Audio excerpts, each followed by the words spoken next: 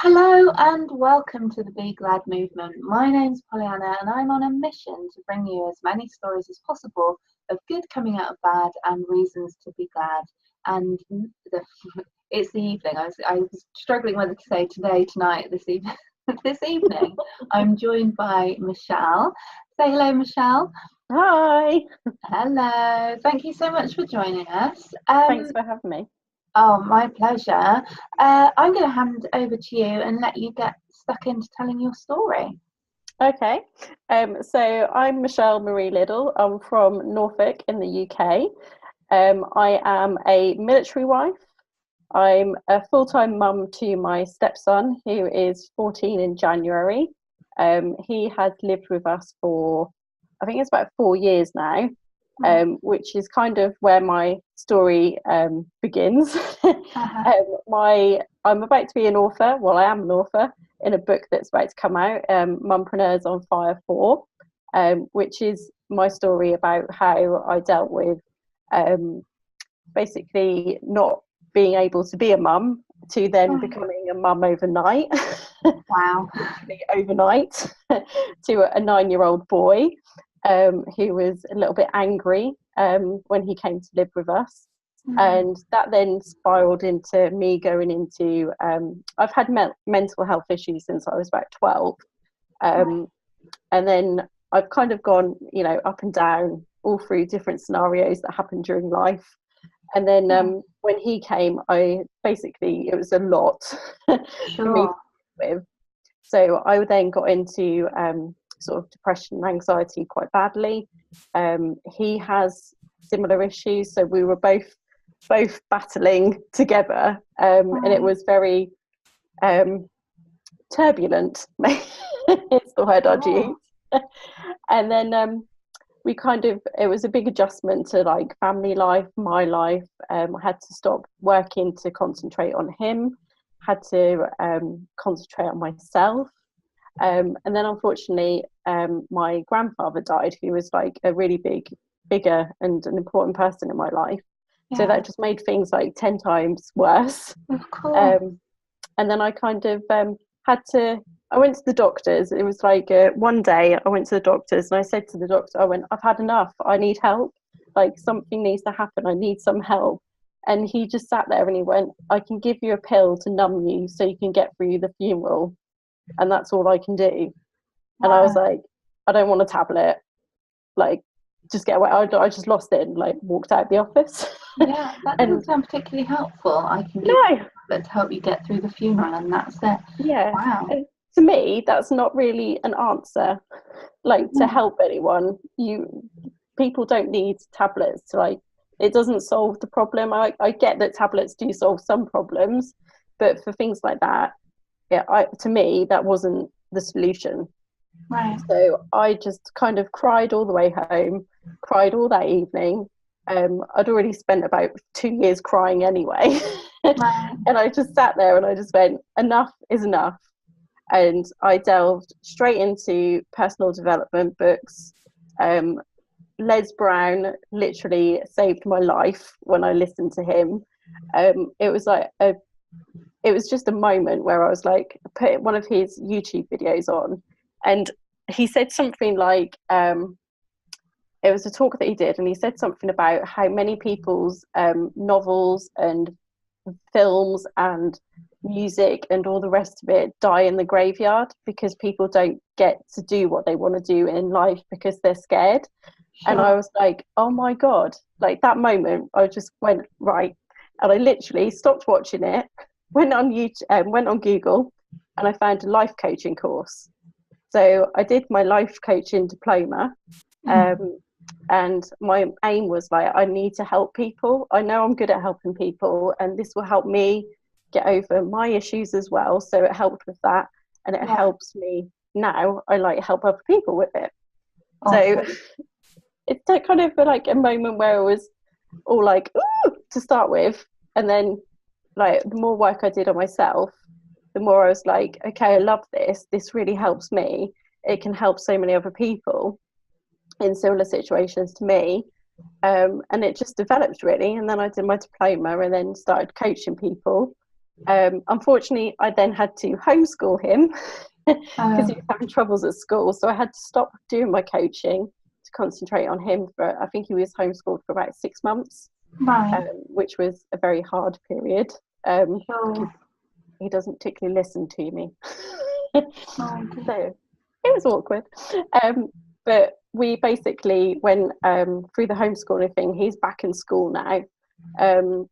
And the teachers did remark that since he's been back, he's been doing really well. So I've obviously done something right there along the way. And then, so he went back in school, and I was back to that situation where I was like, okay, well, what do I do? And that's when I kind of started my blog, which was just kind of an outlet for me to try and work out what I wanted to do. And my blog is basically now a platform where I feature like women who are inspiring in life and business, because the whole process around it was that I wanted somewhere where other women who were in my situation, who had probably gone to that doctor and that doctor gone like, just have a tablet, they could actually like go on here, read other people's stories, and like have some hope and have some like inspiration, and even find women that they relate with, that they could get help from, who have like got to that bit where they want to be. And from that, it's just kind of moved me into my spiritual side of coaching now, and working on my spiritual path and helping other women, showcasing other women, and now being an author in a book. How exciting! Yeah. It's a lot, but it's exciting. That's so cool. That's so cool. There's sort of similar parallels with what you're doing, what I'm doing in a way. You know, the fact that you obviously believe the same as me, that the more we can share stories of other people and how they're getting by and getting through and overcoming their adversities, and you know, it is so inspiring for other people who are maybe just thinking about starting out to say, well, if they can do it, so can I, you know, why not me, you know? So I love that. It's very much on a par with the Be Glad movement. What's the actual name of your blog? It's called She Steps Up. Yeah, because I was like, what should I call it? And I was like, well, I've stepped up as a mother figure, from stepmom to mother figure, and then I was like, and then it came with like so many other women step up daily, like as a wife, as a mother, as a friend, as a daughter, and all the rest of it. So it just made sense to have like this platform where other women that step up daily can just be. Yeah, I love that. Kind of makes sense, really. Yeah, and you literally did have to step up as a mother, because it, like you say, it happened overnight. You suddenly had this 9-year-old little boy on your hands. Yeah, wow. It was a shock to the system, because my friend was telling me, which I never knew because I've not had a child myself, that when you're pregnant, your body like prepares you for like getting up for night feeds and getting up for like all these other things and like being a mum. And I was like, literally overnight, I was like, there's a person here. What do I do with this person? And this person speaks. And has an opinion as well. Very strong opinions. Right. Well, it must have been a really tough time for both of you, and being a military family as well. Yeah, we've been quite lucky that my husband hasn't had to like go away for long periods of time, because it would create quite a big impact on our family. So we've been lucky in that sense. I can't guarantee that it isn't going to happen at some stage. We'll face that. That'll probably be a whole book on its own. But it's we've had like a lot to go through, but I think that has actually made us as like a family union quite strong, because we've had to deal with so much all together and go through all these different periods of like upheaval and loss and grief and all the rest of it together. So it has made us quite strong. We do have our ups and downs. We're just like everyone else. Sure, exactly. Very cool. I mean, what would your advice be to someone that found themselves in the same situation as you, suddenly becoming a mum overnight? What would you say? My advice would be, don't like put too much pressure on yourself, because I know that I'm someone who puts a lot of pressure on myself anyway, and I've come to like recognize that. But at first I was like trying to I was probably trying too hard to like try and make everything perfect. One, because I felt like obviously sorry for him. Two, I wanted to make him feel welcome, and and I wanted him to like know that somebody cared and that I could help him. But I think I did put like a lot of pressure on myself, and that's probably like half of why that made me even worse than what I probably was, because I was constantly like worrying or thinking, and like you have to kind of just go with it sometimes and just let it happen rather than try and control the situation. Okay, so be kind to yourself and go with the flow rather than trying to over control it. And lots of self-care, like, because if you don't put yourself first, like everything else around you crumbles. So I always think if you like look after yourself, number one, and then the more you look after you, the other bits, the building blocks around you are actually like come to be as good as what you are. Sure. So I always find that if something's out of balance, it's usually because I'm a bit out of balance. So I have to like adjust. Yeah.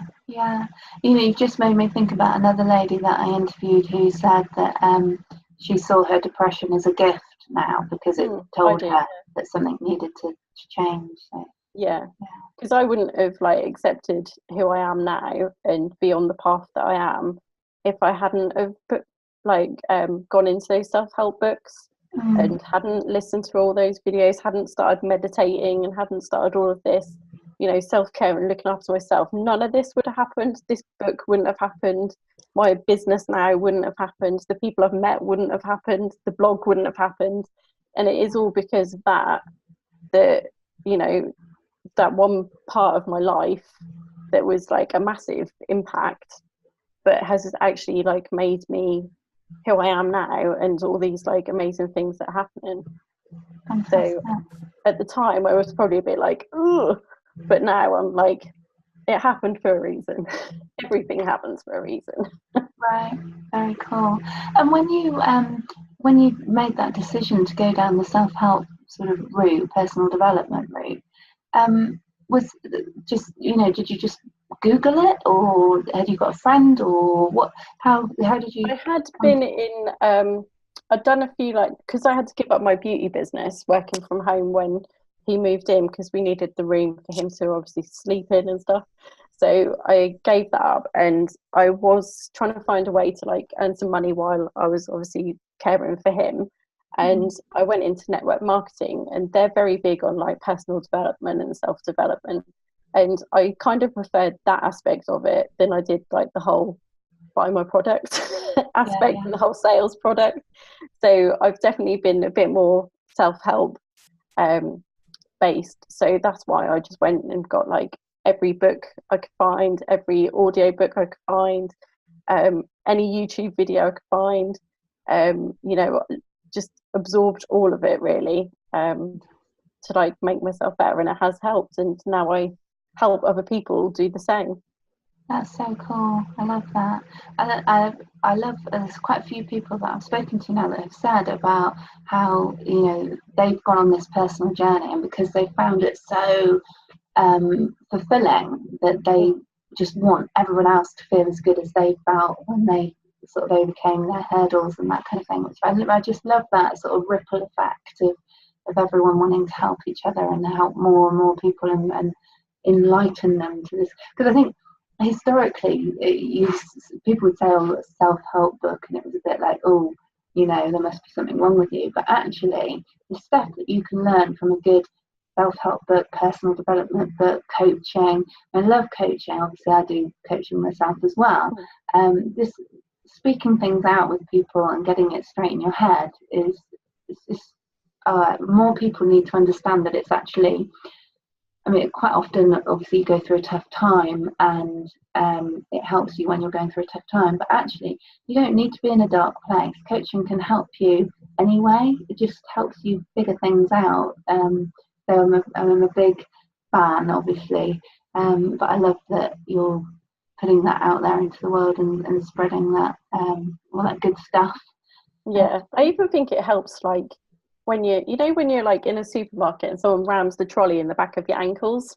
Yeah. It's like even things like that, even if you're having like the worst day possible and then someone goes in the supermarket and like rams the trolley in the back of your ankles, instead of it like exploding, you can just like learn that 5 4 3 2 1 breathe moment that Mel Robbins so famously talks about, and you can then just like turn around and go look at the person, and they usually just go sorry rather than like what were you doing, and like imploding and then making the other person's day worse. Like it could be an old lady who just can't really see properly, and you don't know. And I think being mindful of things like that, just from learning like how to deal with stuff in a general basis, day in day out, is like really important. You don't have to be like the most, have the most horrific life to benefit from this stuff. It could be like you've got an amazing life, amazing family, amazing income, all sorts of things. Never had anything horrible happen to you, but you could still benefit from like this self-help stuff. Sure, totally agree.